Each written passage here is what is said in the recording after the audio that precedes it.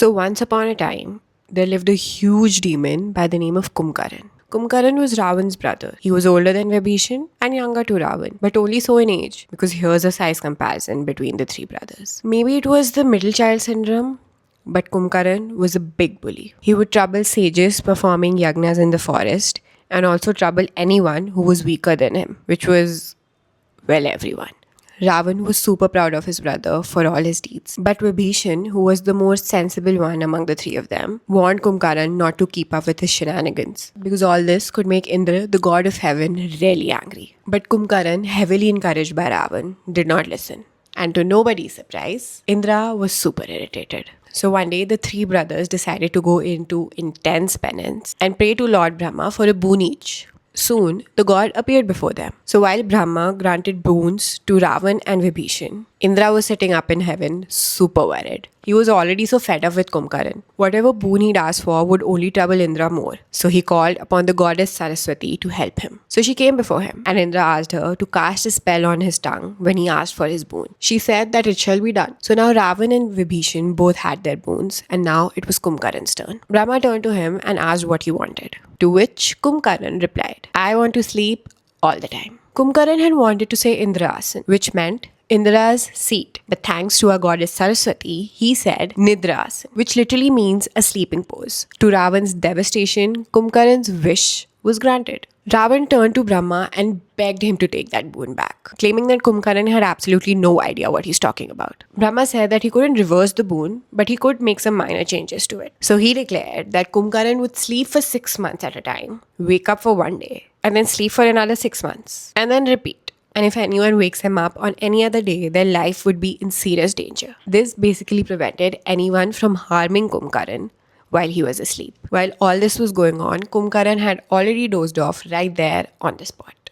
So Ravan and Vibhishan had to carry their giant brother with them to put him on his bed to sleep for 6 months. And so began Kumkaran's deep slumber.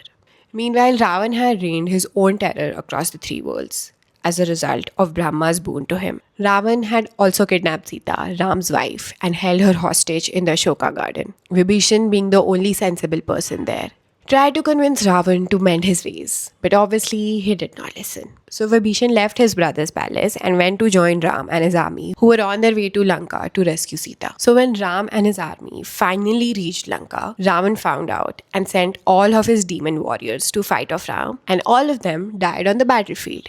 So now it was Ravan's turn to go and fight Ram. And to nobody's surprise, Ravan came back running to his palace, hopelessly defeated by Ram. Now Ravan was in a fix. He didn't know what to do. But then he suddenly remembered Kumkaran. So he sent all of his servants to perform the huge task of waking up Kumkaran. And so it began. They blew conches, beat drums, but Kumkaran kept on snoring. They tried to hit him with logs and rocks, had elephants walk on him, but Kumkaran just won't budge. And then they brought in some hot, heavenly, delicious smelling food. And ultimately, that's what woke up Kumkaran.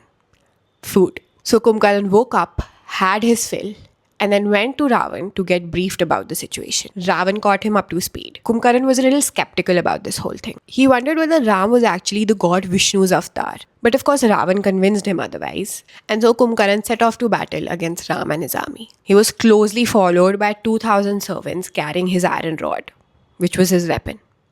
I don't understand why he couldn't just carry it himself.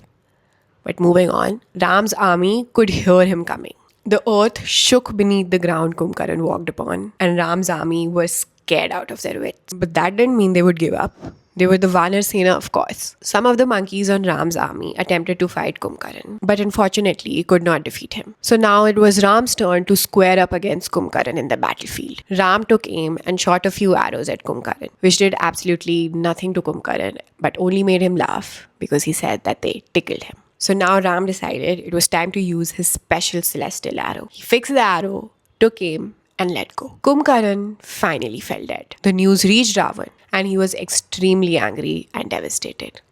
He vowed to kill off Ram. But as we all know, as a long battle went on, Ram defeated Ravan and all of the Lankan army, rescued Sita, and emerged victorious.